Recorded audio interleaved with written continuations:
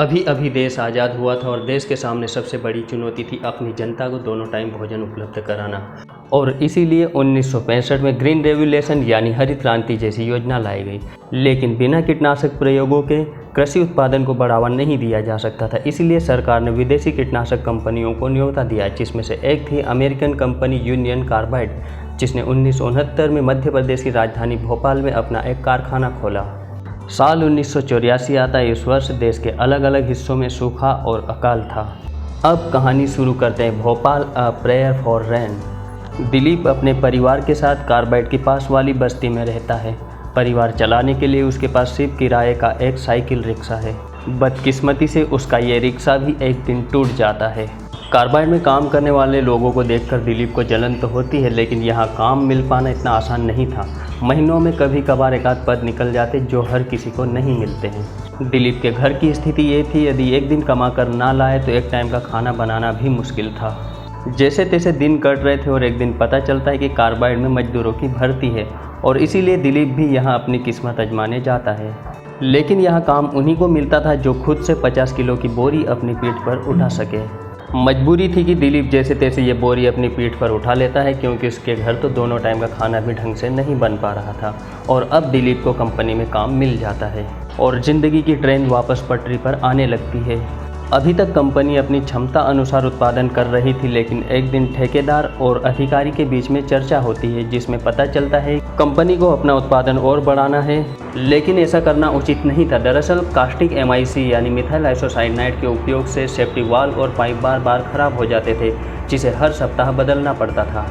लेकिन अधिकारी का कहना था मेंटेनेंस के लिए प्रोडक्शन नहीं रोक सकते, हो सके तो तीनों टैंक नंबर 609, 610, 612 को आपस में जोड़ दिया जाए। और इसी तरह ठेकेदार द्वारा सुरक्षा मापदंडों को नज़रअंदाज करते हुए कर्मचारियों पर दबाव दिया जाने लगा। दरअसल कार्बाइड में MIC का उपयोग करके कीटनाशक दवाओं का उत्पादन किया जाता था। कार्बाइड में लंबे समय से काम कर रहे कर्मचारियों का स्वास्थ्य बार बार खराब भी होता है, लेकिन ठेकेदार और अधिकारी द्वारा इन सब बातों को नज़रअंदाज कर दिया जाता है। एक बार इंसुलेशन प्लांट में काम कर रहे ऑपरेटर के हाथ पर लिक्विड MIC की एक बूंद गिर जाती है, जिससे उसका हाथ जलने लगता है और जब तक उसे हॉस्पिटल ले जाया जाता है तब तक वो दम तोड़ देता है। इधर प्लांट में जहां तकनीकी और अनुभवी ऑपरेटरों की आवश्यकता होती, वहां ठेकेदार द्वारा बिना अनुभव के मजदूरों को ही काम पर लगा दिया जाता है, जिससे सेफ्टी व्यवस्था और भी खराब होने लगती है। एक बार ठेकेदार के कहने पर प्लांट के पाइपों की धुलाई की जा रही थी, तभी बिना अनुभवी मजदूरों से ये भूल हो जाती है कि पानी का पाइप ही MIC के पाइप में जोड़ दिया जाता है। कुछ देर बाद खतरे का सायरन बजने लगता है। ये सुनकर सेफ्टी ऑफिसर मिस्टर रॉय वहाँ आते हैं और एक बड़ा हादसा होने से बचा लेते हैं। दरअसल MIC और पानी का मिलना खतरनाक होता है। इतना बड़ा हादसा होने के बाद भी ठेकेदार द्वारा सीख ना लेते हुए MIC को ठंडा रखने के लिए प्लांट में लगे AC भी बंद करवा दिए जाते हैं। एक बार एवा नाम के अमेरिकन पत्रकार भोपाल में रह रहे फ्रेंच मूल के नेपोलियन नाम के शख्स का इंटरव्यू के लिए आती है। दरअसल एवा लाइफ स्टाइल पर लिखती रहती है। जब पत्रकार मोटवानी को पता चलता है कि एवा एक अमेरिकन पत्रकार है, तो वो उसके साथ फ्री गाइड के रूप में चल देता है। पत्रकार मोटवानी एकमात्र वो शख्स है जो कार्बाइड के खिलाफ अपने लेख में लिखता रहता है और इसके लिए कई बार कार्बाइड के कर्मचारियों का विरोध भी उसे झेलना पड़ता है। अब मोटवानी एवा को राकेश की पत्नी के जीवन के बारे में बताता है। दरअसल राकेश वो शख्स था जो कुछ ही दिन पहले कार्बाइड में काम करता था, लेकिन कार्बाइड की लापरवाही के कारण वो मारा जाता है। एवा राकेश की पत्नी का सिर्फ फोटो लेती है और वहाँ से आगे बढ़ जाती है। जाते जाते एवा पूछती है कि मोटवानी उसका पीछा क्यों नहीं छोड़ रहा है। तब वो बताता है कि कार्बाइड ने 40 टन MIC शहर के बीचों बीच रखा हुआ है और इससे लाखों लोगों की जान को खतरा है। मोटवानी बताता है कि कल कंपनी के मालिक वारेन एंडरसन भोपाल आने वाले हैं और यहाँ के मंत्रियों और नेताओं के साथ कुछ खास चर्चा करेंगे और इसी दौरान आपको उनका इंटरव्यू लेना है। एवा मोटवानी की यह बात मान लेती है। अगले दिन एंडरसन भोपाल आता है और अपनी कंपनी में काम कर रहे कर्मचारियों का हौसला अफजाई भी करता है। अंदर काम कर रहे दिलीप से एंडरसन कुछ सवाल भी करता है, लेकिन दिलीप उसके सवालों का जवाब नहीं दे पाता। दरअसल दिलीप को ऐसी जगह पर काम पे लगा दिया जाता है जहाँ का उसको अनुभव नहीं था। एंडरसन जानता था कि यहाँ के श्रमिकों को उतना अनुभव नहीं है जितना होना चाहिए और यहाँ की मशीनें भी पुरानी हैं, लेकिन इसके बावजूद भी वो आदेश देता है कि प्लांट को 3 शिफ्टों में चलाया जाए। अब एंडरसन मुख्यमंत्री से मीटिंग के लिए निकलता है, लेकिन रास्ते में कई लोग राकेश की मौत के विरोध में कंपनी के खिलाफ नारेबाजी कर रहे थे। तभी यहाँ पर एवा आ जाती है। वो कहती है कि वो एक अमेरिकन पत्रकार है और उसे एंडरसन का इंटरव्यू लेना है। एंडरसन एवा को अपनी कार में बिठाता है। एवा एंडरसन से पूछती है कि क्या 40 टन MI6 शहर के बीचों बीच रखना ठीक है। तब एंडरसन जवाब देता है कि वो तो शहर से दूर ही थे, खुद शहर चलकर उनके पास आया। एंडरसन एवा के हर सवाल का जवाब बड़ी चतुराई से देता है और अब एवा इंटरव्यू समाप्त करती है। जाते जाते वो कह जाती है कि वो एसोसिएशन प्रेस से है। एवा मोटवानी के सहयोग के लिए रुकना तो चाहती थी, लेकिन समय की कमी की वजह से वो भोपाल से चले जाती है। अब एंडरसन मंत्री से मिलते हैं और उसे प्लांट को 3 शिफ्ट में चलाने और श्रमिक बढ़ाने की अनुमति भी मिल जाती है। एक बार मोटवानी कार्बाइड से हो रहे नुकसान के बारे में मुख्यमंत्री से चर्चा करने की कोशिश करता है, लेकिन उसकी नहीं सुनी जाती है। अब मोटवानी कार्बाइड में काम करने वाले दिलीप से मिलते हैं और उससे कहता है कि कार्बाइड में सिर्फ काम करना ही नहीं बल्कि इसके आसपास रहना भी खतरनाक है, और इसीलिए Dilip safety officer mister Roy से पूछते हैं कि क्या कार्बाइड में कभी भी कोई दुर्घटना हो सकती है। मिस्टर रॉय दिलीप को बताते हैं कि यदि MI6 लीक होती है तो उसे कास्टिक सोडा फायर टावर से जलाकर और एसी से ठंडा करके बचा जा सकता है, लेकिन कंपनी के अधिकारियों द्वारा पैसे बचाने के लिए इन दोनों चीज़ों को बंद कर रखा है, और यदि वर्तमान में MI6 लीक होती है तो उससे किसी भी कीमत पर नहीं बचा जा सकता है। मिस्टर रॉय दिलीप से कहते हैं कि यदि तुम्हें कंपनी में काम करना है तो अपना मुंह बंद रखो।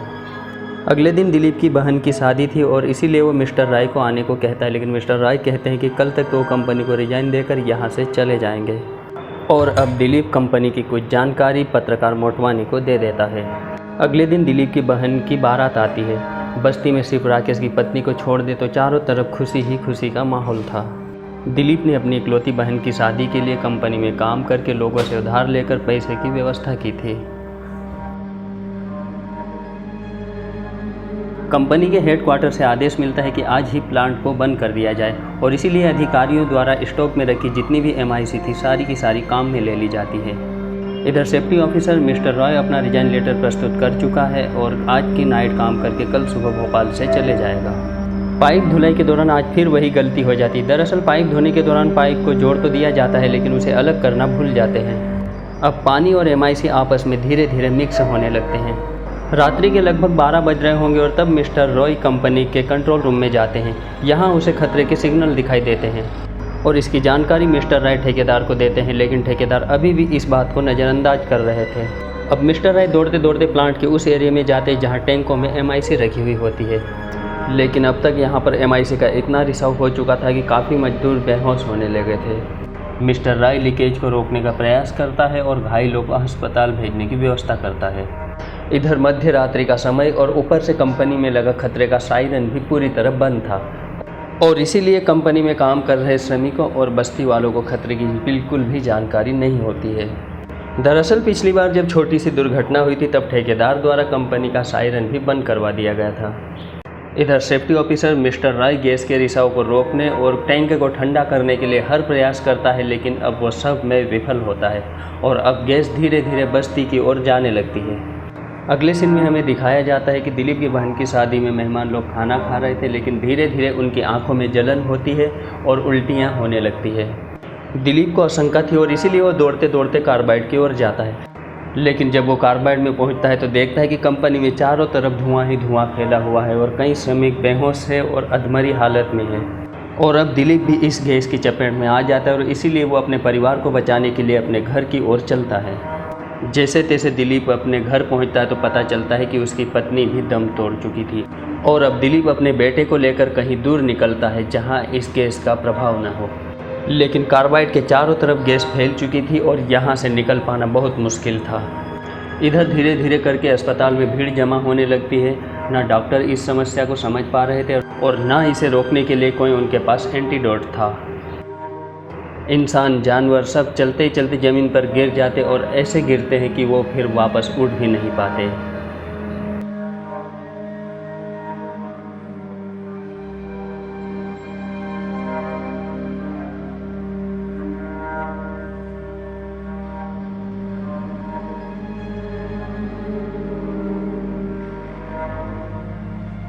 अगले सीन में अमेरिका में हमें कार्बाइड का मुख्यालय और एंडरसन को दिखाया जाता है। जब एंडरसन को घटना की जानकारी मिलती है तो वो भोपाल के लिए रवाना होता है। इधर दिलीप भी अपने ज़िंदगी की रेस हार चुका था। वो और उसका बेटा एक रेलवे ट्रैक के किनारे दम तोड़ देते हैं। हमें ये घटना सिर्फ 3 दिसंबर 1984 और भोपाल गैस त्रासदी के रूप में याद रहती, लेकिन जिसने इसे देखा है, सहा है, महसूस किया है, वो इसे शब्दों में बयान नहीं कर सकता। घटना इतनी भयानक थी कि इसकी चपेट में आने वाला हर क्षेत्र शमशान में बदलने लगता है। इस त्रासदी में कुछ लोग बचे भी हैं तो वो हमेशा के लिए अपंग हो गए और उनकी आने वाली पीढ़ियां भी अपंगता का शिकार हो गई। जानकारी के अनुसार इस घटना में लगभग 8 से 10 हज़ार लोग मारे गए थे और लगभग 30-40 हज़ार लोग इससे प्रभावित हुए थे। और अंत में कुछ रील और रियल फ़ोटो दिखाए जाते हैं जिसमें पत्रकार मोटवानी का किरदार भोपाल के वरिष्ठ पत्रकार राजकुमार केसवानी से मिलता जुलता बताया गया है।